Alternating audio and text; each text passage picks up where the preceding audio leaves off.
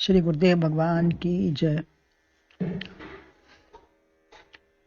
श्रीमद् भगवद गीता के 7वें अध्याय में भगवान ने जो कथन बताया अर्जुन को, तो उसी के अनुसार अर्जुन ने जो 7 प्रश्न किए यहाँ पे प्रथम 2 श्लोकों में, उसी के अनुसार भगवान ने उत्तर दिया है। और 7वें प्रश्न का उत्तर किस प्रकार से अंत काल में आपका स्मरण करता हुआ कैसे त्यागता है। प्रयाण काले च गेयोसी नेतात्म भी अंत काले च मावेवे यम यम व्यापी। तीसरा तस्मात् सर्वेषु कालेषु। ये सब भगवान ने उत्तर 3 श्लोकों में दिए हैं।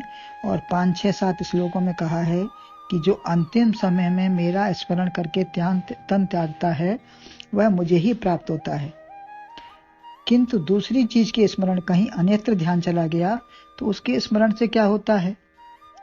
तो भगवान कहते हैं जो जैसा भाव अंत में धारण करता है वैसा ही जन्म व आगे का कर्म व भाव भी उसका आगे वैसा ही बनता है।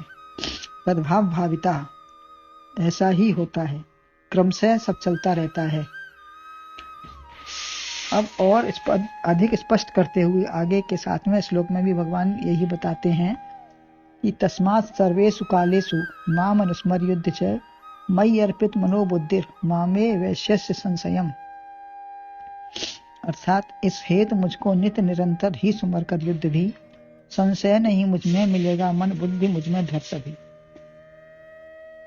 अन्वय है तस्मात् सर्वेषु कालेषु माम अनुस्मर च युद्ध मयि अर्पित मनोबुद्धि असंशयम माम एव एष्यसि।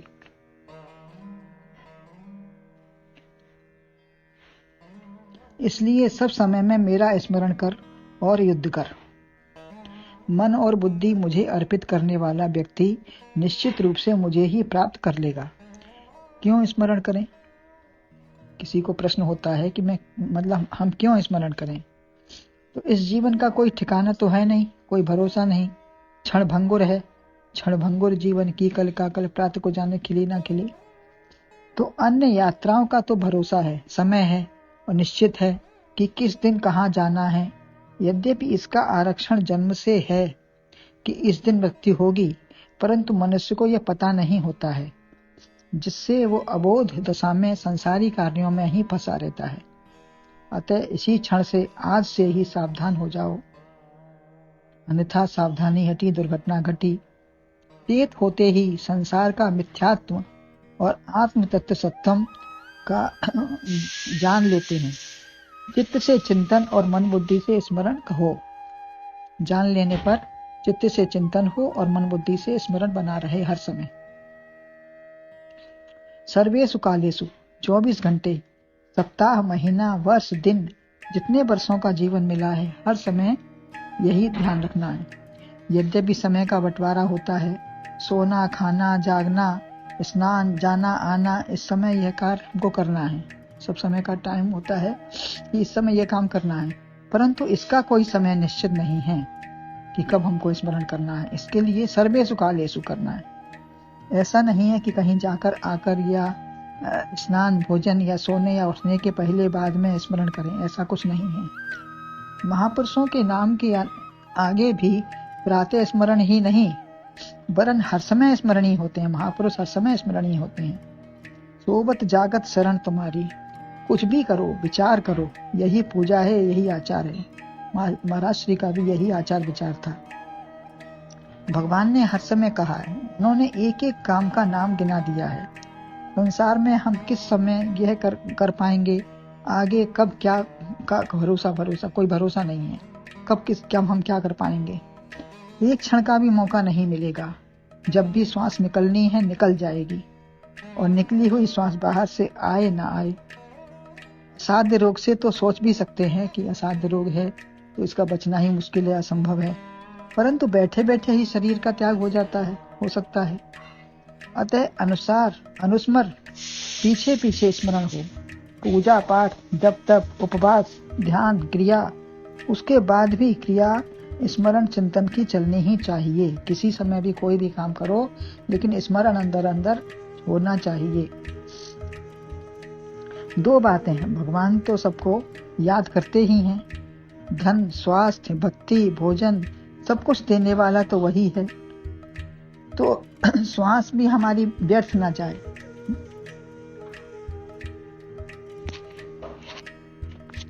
श्वास है, बता दो बहनों मौत का पैगाम जब आएगा, मौत का बहाना क्या बनाओगी, कहोगे क्या सुनोगे क्या। यह कह देना अभी फुर्सत नहीं, कुछ काम बाकी है, पड़ा है लेना देना, अभी लड़के की शादी है। एक बार राम तो कह लें, ऐसी सांस हमको क्या वापस मिलेगी क्या। फिर श्वास, फिर प्राण लेना, अभी हमको एक श्वास ले लेने दो, फिर प्राण लेना, राम कह लेने दो, ऐसा मौका भी नहीं मिलेगा। तो जैसे माँ अपने 4 बच्चों का ख्याल करती है, उनको याद रखती है, किसी को भी नहीं भूलती, ऐसे ही भगवान सारी सृष्टि का ध्यान रखते हैं। तो हमें भी याद करना चाहिए। किसी को कोई याद करता है तो उसके बदले दूसरा भी याद करता है। स्मरण कैसा हो, जैसे अपने को कोई कभी नहीं भूलता, या अपने पुत्र, पति, गुरु को नहीं भूलते। तीसरी बात है, किसी काम के समय विशेष प्रयोजन से उसकी याद आ जाती है। जैसे कोई प्रेम से भोजन कराए तो आज वह है नहीं तो याद आती है। आत्मस्वरूप, दूसरा संबंध, तीसरा क्रिया से स्मरण हो जाता है। ये सब कुछ कारण हैं जिनके कारण से स्मरण अपने आप आ जाता है। जैसे अपने को शरीर से नाम, आयु, नाता, रूप, आकार, प्रकार, सुखी दुखी हम कैसे हैं, ये सब ज्ञान होता है। उसी प्रकार आत्मस्मृति हो जाए, हम क्या है, सो हम शिवोहम का आपको ज्ञान को, सच्चिदानंद स्वरूप का हमको ज्ञान हो जाए, हमेशा स्मृति बनी रहे। जो अर्जुन ने कहा नष्टो मोहा, अर्जुन ने अंत में कहा कि नष्टो मोहा स्मृति लब्धा, मुझे अपनी स्मृति हो गई है। तो यही अपनी वस्तु है।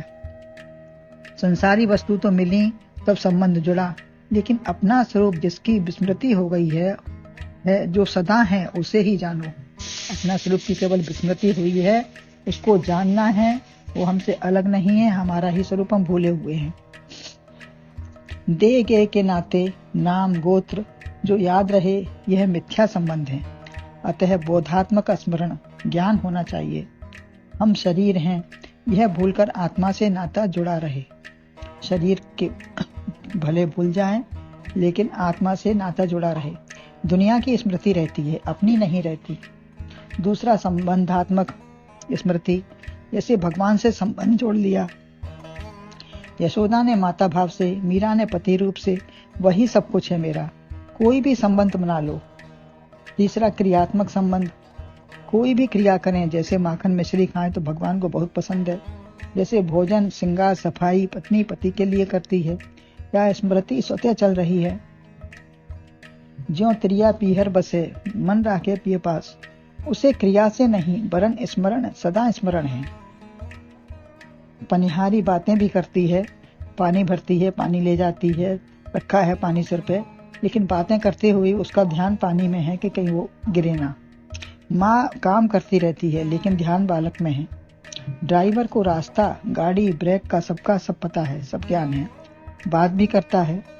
ऐसे नटी या नट डोरी पर चलता है, पैरों से संबंध है डोरी का, तो पूरा ध्यान है। क्रिया तो करनी ही पड़ेगी।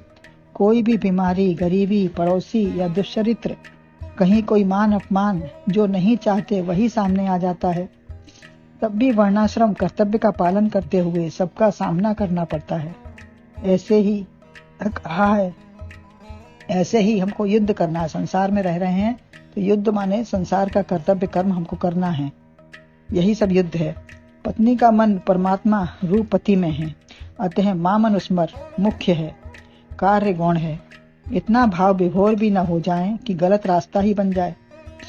अतः च कहा, संघर्ष करो, लड़ाई झगड़ा नहीं, संघर्ष करो, हर्ष पूर्वक संघर्ष, हर्ष के साथ का होगा, राग द्वेष लड़ाई से नहीं। भक्त ऐसा नहीं करता। किसी की भी रक्षा के लिए या आत्म स्मृति के लिए संघर्ष ले, काम क्रोध से न ले। ना स्मृति बनाए रखें, अपनी स्मृति, आत्म स्मृति बनाए रखें। व्यर्थ के संघर्ष ना हो, आवश्यक बातों का ही ध्यान रहे। संघर्ष करते हुए विजयी बनो। संघर्ष करोगे, हर्षपूर्वक करेंगे, प्रेम से होगा, तो उसमें अपने को विजयी बनाना है। स्मरण आगे आगे रहे और सब पीछे पीछे। मयि अर्पित मनोबुद्धि, किसे हमने बुद्धि सौंपी है अपनी, मन बुद्धि परमात्मा को सौंपो, ना हरि को भूलो, ना जग छोड़ो, कर्म कर जिंदगानी में, तभी भगवान को निस्संदेह प्राप्त होंगे और जन्म अपना व्यर्थ ना होगा। जिसका स्मरण होता है उसी को प्राप्त होता है। एक कीड़ी झंझन करते हुए भौरा बन जाती है, तद्रूप हो गई। तो त्रिजटा ने कहा माता सीता से कि आप स्मरण करती हैं तो भगवान को तद्रूप राम रूप हो जाए। तो कहा राम जी भी सीता रूप हो जाएंगे मेरा स्मरण करने से, तो ऐसा कैसे होगा? तो स्मरण से तद्रूप हो सकते हैं।